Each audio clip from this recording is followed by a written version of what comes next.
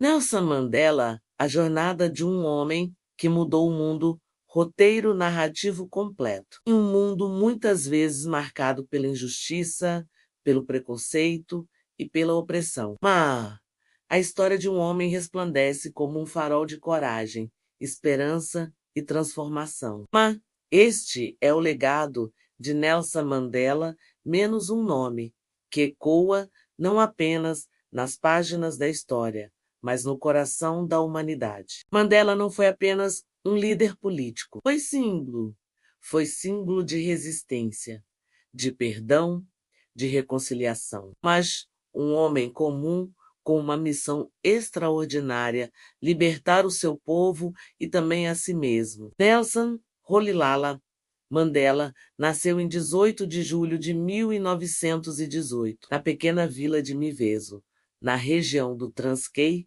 na África do Sul. Era filho de um conselheiro tribal e desde cedo foi preparado para liderar. Mas sua juventude seria marcada por contrastes.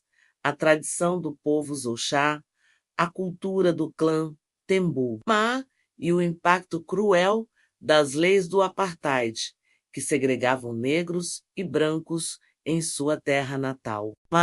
Foi em escolas metodistas que Mandela recebeu a educação formal.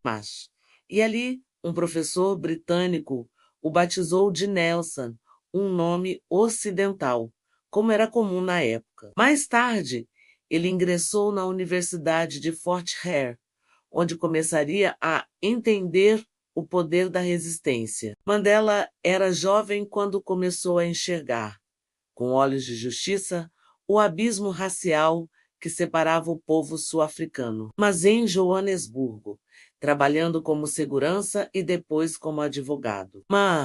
Entrou em contato com o Congresso Nacional Africano, o ANC, e ali sua vida mudaria para sempre.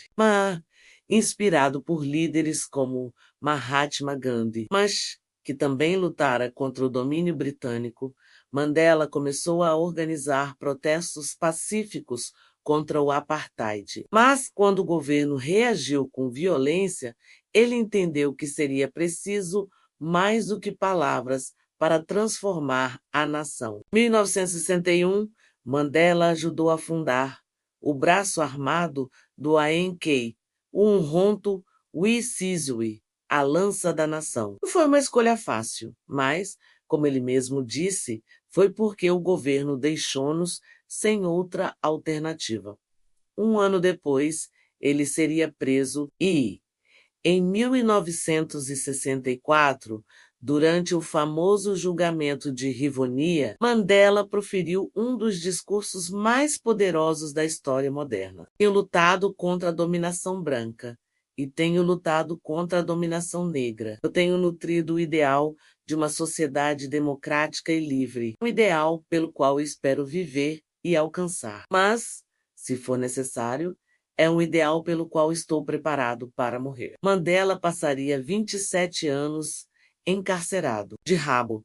Durante quase 3 décadas, Mandela ficou recluso menos a maior parte do tempo na Ilha Robben, em uma cela minúscula. Foi ali, entre as paredes frias e os trabalhos forçados, que sua fé foi refinada. Ele lia, estudava, escrevia, tornou-se símbolo internacional da luta contra o apartheid. Enquanto o regime endurecia, o nome de Mandela ecoava em manifestações no mundo inteiro. E então, após anos de pressão interna e externa, o improvável aconteceu. 11 de fevereiro de 1990, Nelson Mandela foi libertado. Caminhou com passos firmes rumo à liberdade, não apenas a sua, mas de toda uma nação. Ele poderia ter clamado por vingança, mas poderia ter alimentado o ódio. Mas escolheu outro caminho, o do perdão. 4 anos depois, em 1994, Mandela foi eleito o primeiro presidente negro da África do Sul. O homem que havia sido chamado de terrorista tornou-se líder de todos menos negros, brancos, africanos e estrangeiros.